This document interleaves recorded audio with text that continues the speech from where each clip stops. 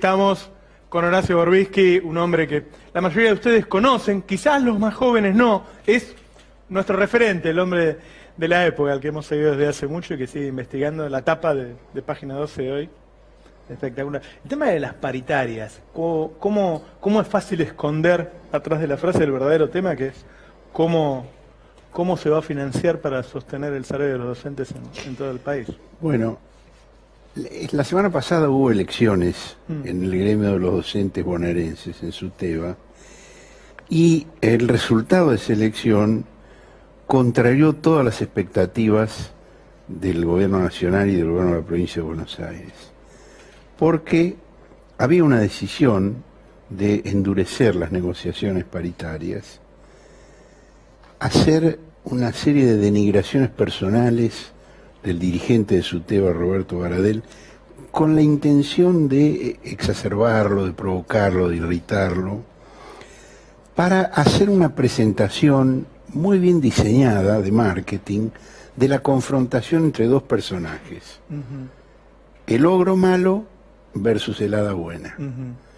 Y durante todo el conflicto docente no hubo por parte del gobierno una intención de llegar a una solución, sino por el contrario de ir tensionando cada vez más, de ir irritando cada vez más, porque consideraban que eso iba a ir en contra de la dirigencia sindical e iba a dar una imagen que permitiría fortalecer la posición del gobierno y de la oposición en las elecciones internas de SUTEBA. Bueno, el resultado fue el contrario al que buscaban y vamos a ir viéndolo en detalle. Ahora, a pesar de eso, el gobierno no ha aprendido la lección que eso implica, porque Baradel ganó la elección con mucha mejor porcentaje que en la elección anterior. Claro, lo mejoró en vez de bajar. Lo mejoró en vez de bajar. Ante sus trabajadores, ante lo que los votan, claro, seguro que lo mejoraron. Exactamente. Ahora, a pesar de eso, el gobierno nacional envió un proyecto al Congreso que se llama Plan Maestro. Ahora vamos a ver cómo lo presenta el gobierno. Acá está.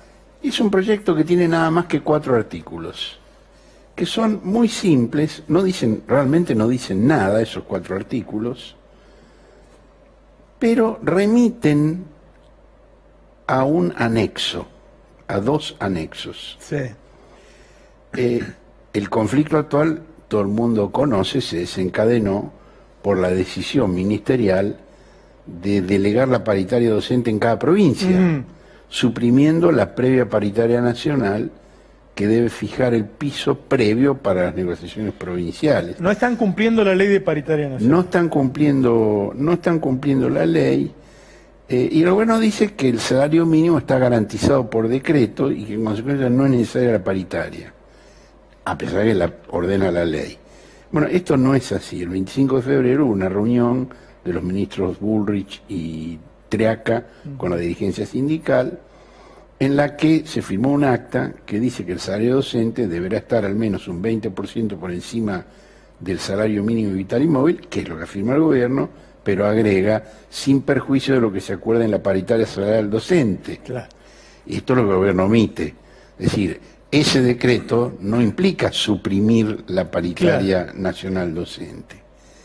Entonces, este proyecto de ley tiende a derogar la ley anterior, pero tiende a derogarla de una manera perversa, tiende a derogarla sin decir que la deroga.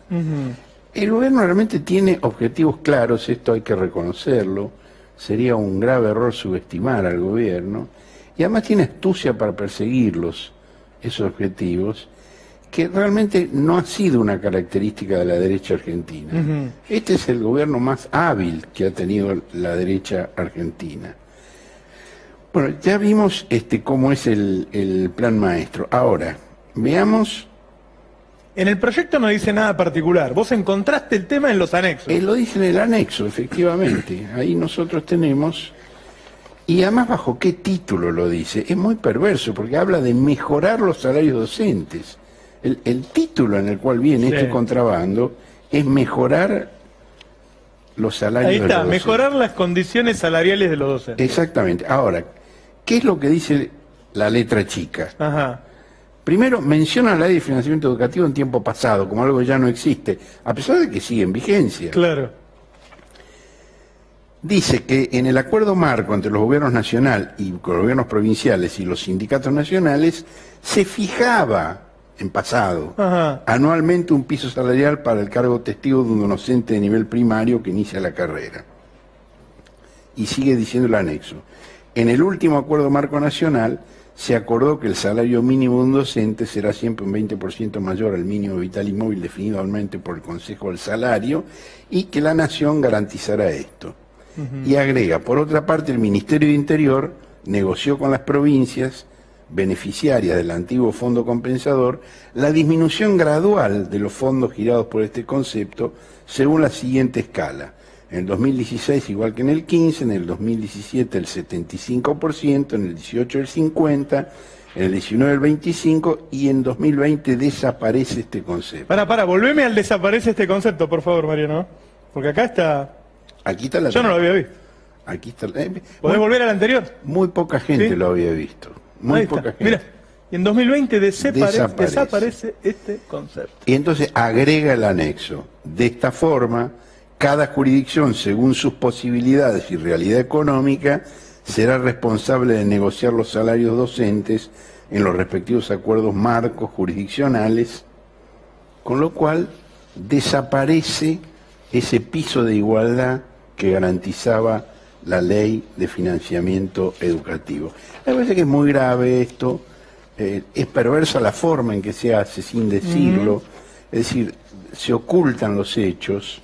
A ver, hasta ahora estaban incumpliendo una ley. Acá están enviando un proyecto para decir, bueno, va a salir la ley, nos vamos a ajustar a derecho, y ajustándonos a derecho, no vamos a repartir dinero para que todos los maestros cobren lo mismo, porque va a desaparecer ese beneficio que reciben las provincias. Efectivamente. Es así. Eso es lo que... Y la verdad es que, digo, por ahí si no salía esta nota, pasaba. Bueno, yo no sé si no va a pasar igual, porque Está bien. digo, ha pasado cada cosa. Por lo menos nadie va a decir que no se dio cuenta. No, claro, esto, no sé, tal vez el senador Pichetto, jefe de la bancada oficialista en el Senado, lo ve Y lo frena. y lo frena, claro. Es una posibilidad. Sí, va a internas en el oficialismo. Claro. Ahora, Es muy fuerte, ¿eh? En serio. Esto es los 90, ¿no? Esto es los 90 donde terminamos, por ahí hay gente que no se acuerda, en los 90 teníamos los jubilados de los maestros que ganaban 150 pesos y ganaban 150 pesos. esa es una observación muy apropiada, porque ¿cuál es el problema? Que ese piso del salario mínimo vital y móvil se puede modificar en cualquier momento. Claro. Si se deja de ajustar, si se deja de aumentar el salario mínimo, esto que está atado al salario mínimo, el 20% más del salario mínimo. Ahora, vos mencionaste los jubilados. Los jubilados en la época de Menem ganaban 150 pesos. Y eso duró durante una década, sin que se ajustara. Bueno, entonces, si el salario mínimo vital y móvil queda congelado, es 20% más que eso, que puede ser nada, comido por la inflación. Ahora, ahí hay un objetivo que claramente el gobierno...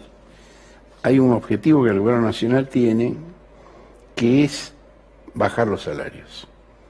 Ese es el verdadero objetivo. Y para eso se trata primero de no devolver a los docentes la pérdida que hubo en el primer año del gobierno de Macri, que según de qué clase de trabajador se trate, puede oscilar entre 7 y 12 puntos.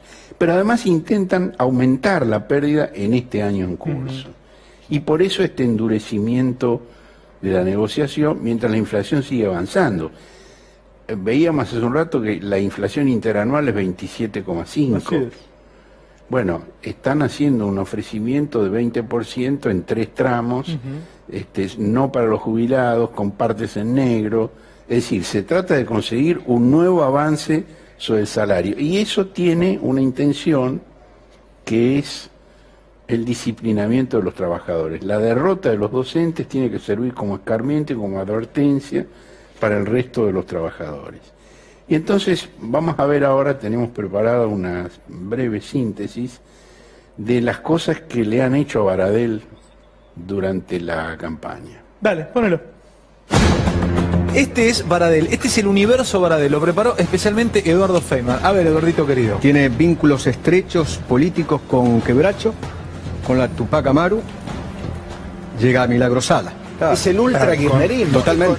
Esto es lo más intransigente que hay en la política argentina. Esto.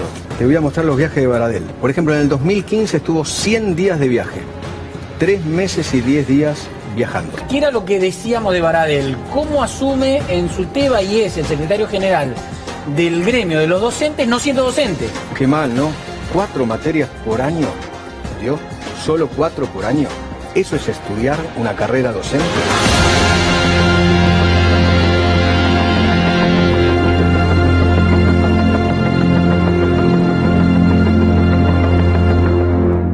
Qué campaña, ¿eh? Estas afirmaciones sobre Baradel son falsas. Es decir, Baradel efectivamente viajó, pero viajó para congresos de organizaciones internacionales de las que él forma parte. Habían dicho que había estado en Miami y en Dubái, nunca estuvo en Miami ni en Dubái. Habían planteado que él y Hugo Yasky vaciaron la obra social de los docentes. Hay una resolución judicial que dice que eso nunca ocurrió, sobreseyendo, no a Baradel porque él ni siquiera estuvo imputado, sino a las personas que sí estuvieron imputadas por ese hecho. Dijeron que no era docente y era docente, mostró el certificado analítico, el tiempo en el que ejerció. Además de ser docente es abogado, es decir, está sobrecalificado. Dijeron, por ejemplo, que había comprado un auto de lujo. Bueno, apareció el dueño del auto de lujo y dijo, no, ese es el auto mío que lo tengo ofrecido en venta en Mercado Libre. Que había hecho regalos fastuosos a su hija y que había festejado el cumpleaños de 15 de la hija en el Parque Pereira Iraola. Sí. Bueno, Baradel tiene 3 hijas, una tiene 3 años, le faltan 12 para los 15, la otra tiene 19, se pasó 4. Y la otra tiene 26. Y el último cumpleaños de 15 que festejó, que es el de la 19, hace 4 años, ¿sabes dónde lo hizo? En el bar que está al lado de su TEBA, en la calle Piedras. Bueno, además el gobierno operó en favor de la lista opositora en los medios. Claro. Bueno, el resultado fue que Baradel subió, respecto de la elección anterior, del 60 al 68% de los votos, la oposición cayó del 36 al 29,7%, la lista de Baradel gobierna ahora el 92% de las seccionales de SUTEBA en toda la provincia y recuperó la más importante, que era La Plata. Y en las elecciones de FOETRA, los telefónicos, pasó prácticamente lo mismo. Votó el 71% del padrón y la lista formada por un dirigente de la CGT y uno de la CTA, caso único en el país. Sí. Guillermo Yadarola es el secretario general, sí, es de la CGT, y Claudio Marín es de la CTA, el secretario adjunto, sacaron el 73%. A mí me parece que con esta, bueno, aparte, todos recuerdan las amenazas a Baradel de matar a un hijo, de matar a un nieto, y además incluso le dijeron una metodología: cuando aparezca alguien de tu familia muerto por un hecho de inseguridad. Es decir, ya le estaban diciendo incluso cómo lo iban a hacer. Y muchos recordarán que Macri en la Asamblea Legislativa, al inaugurarla, dijo con una sonrisa muy amenazante, dijo, Baradel no necesita que lo protejan.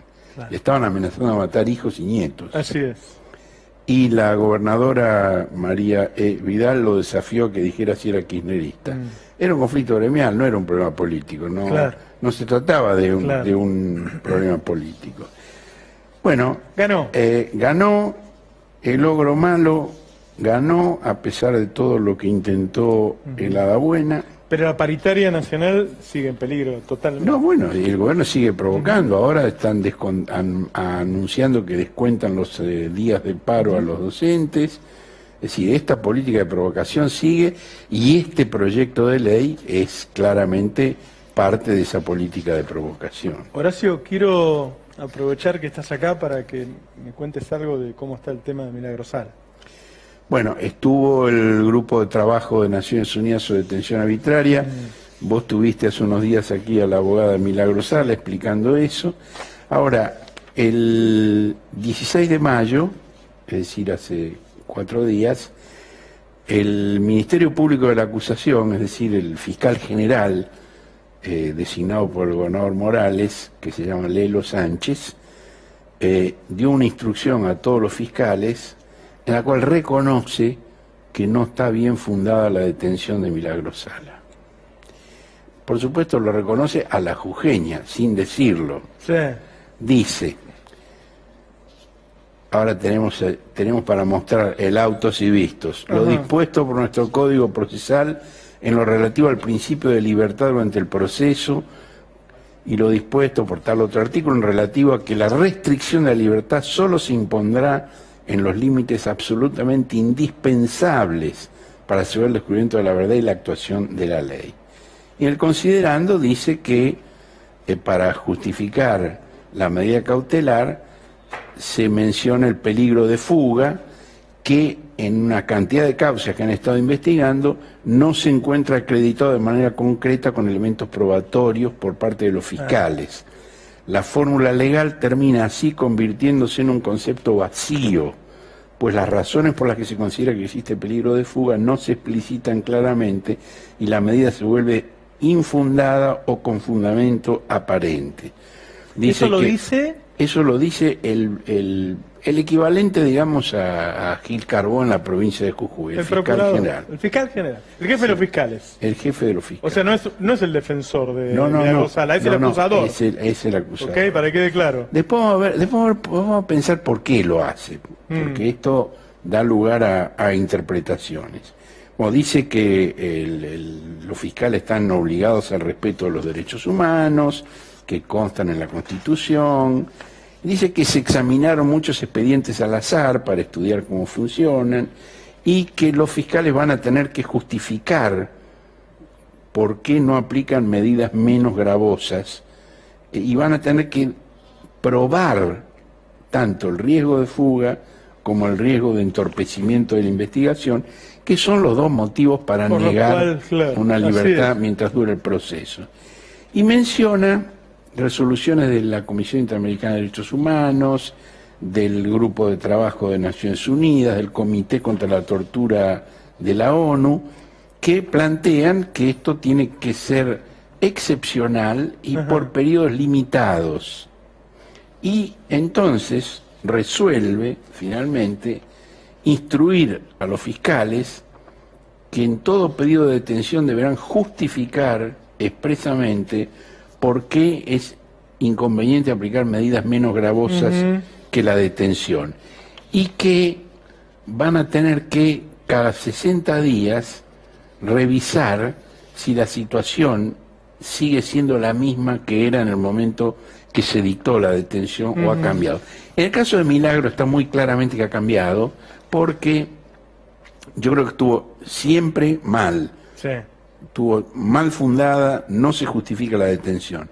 Pero aun si uno pudiera conceder de que en su momento había un riesgo de entorpecimiento de la investigación, ya no lo hay. Ya allanaron todo lo que tenían que allanar, secuestraron toda la documentación que tenían que documentar, ya no hay forma de obstruir esa investigación. Y esto en principio uno lo ve como que juega a favor de la libertad de Milagro. Bueno, esa es la duda que yo tengo. Esto puede ser, digamos, una puerta para conceder la prisión domiciliaria, que también sería injusta, porque no hay motivo para que él esté privado de su libertad, pero también puede ser una jugada para ratificar la decisión, que vengan los fiscales y digan, sí, no puede ser porque va a amenazar a no sé quién. Entonces, yo no tengo claro qué es lo que el gobierno de Jujuy persigue con esto. Ahora, lo que está claro es que la Unión Cívica Radical está operando fuertemente para que Milagro no recupere la libertad.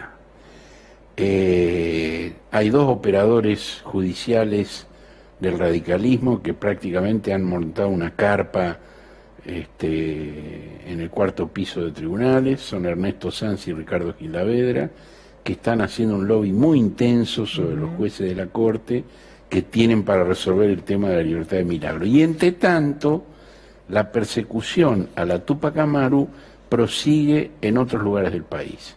Es decir, en Mendoza, es menos conocido. ¿no? En Mendoza, efectivamente. Nélida Rojas, que es la referente de la Túpac en Mendoza, su compañero Ramón Martínez, 2 de sus hijas, una nuera, están detenidos. Y es muy impresionante la fundamentación de la fiscal Gabriela Chávez, que realmente está actuando con un delirio de odio político a la Túpac, Sí. con una arbitrariedad alevosa. Fundamenta esto diciendo que Nélida Rojas, estas personas que nombré, y otros 33 miembros de la Túpac forman una asociación ilícita. Todos ellos son delegados o presidentes de cooperativas para construir viviendas. 38 personas que se pongan de acuerdo para formar una asociación ilícita, es decir, para cometer delitos indeterminados. Es decir, se reúne un grupo de 38 personas y dice, che, vamos a armar una banda para cometer delitos. ¿Qué delito? Cualquiera, el que salga. Bueno, eso es una asociación ilícita. Es un delirio, es un delirio. Pero además, todos ellos son delegados o presidentes de cooperativas. Y el otro cargo que se les hace es por extorsión. ¿Cuál es la extorsión? Se presentan algunas personas que dicen que eran parte de la Túpac y que los dejaron fuera de la organización porque no cumplieron con ciertas condiciones. ¿Qué condiciones? Las que ellos firmaron al ingresar. Para ser aceptados, Sí. bueno, cuando vos entras a cualquier institución hay un reglamento, hay una condición por la cual vos te comprometés a cumplirlo. Si no las cumplís, por ejemplo, aportar una cuota mensual, por ejemplo, ir a una movilización, si vos firmaste que esas son tus obligaciones y después no las cumplís, no podés decir que te extorsionaron porque te separan del Club River Plate o de la Asociación Civil Magoya. Lo grave es que entonces ya no es que estamos hablando de que hay un problema en una provincia porque hay un gobernador como Morales. Ahora estamos hablando de la segunda provincia. Entonces, sí, son 2 de las 3 provincias que gobierna la Unión Cívica Radical y 2 políticos importantes de la Unión Cívica Radical están haciendo lobby en la Corte Suprema para que no resuelva la situación de Milagro Sala en la forma que debe hacerlo. Esta semana está en la Argentina la Comisión Interamericana de Derechos Humanos.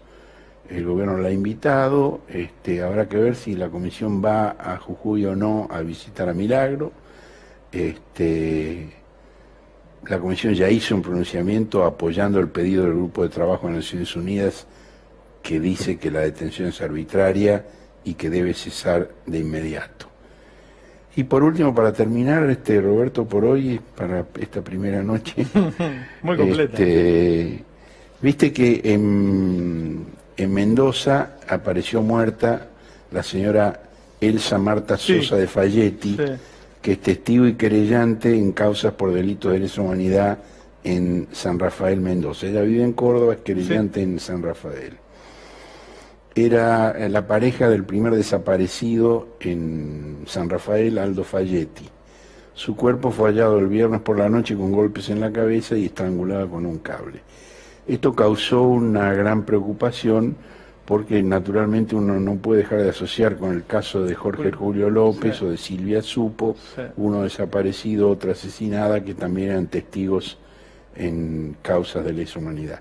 La información que yo he recibido de Mendoza, de la abogada en juicio de lesa humanidad Ángela Escayola y del hijo de un detenido desaparecido, Mariano Tipiana, de Hijos de San Rafael, es que ya está detenido el asesino de la señora Sosa de Falletti, que le secuestraron elementos que prueban que fue él que estuvo en el lugar y que no tendría relación con los juicios de lesa humanidad, lo cual no le quita tristeza a la situación, pero si esto se confirmara, el tema tendría menor gravedad. No es lo mismo. Horacio, muchísimas gracias por acompañarnos. Bienvenido. Gracias.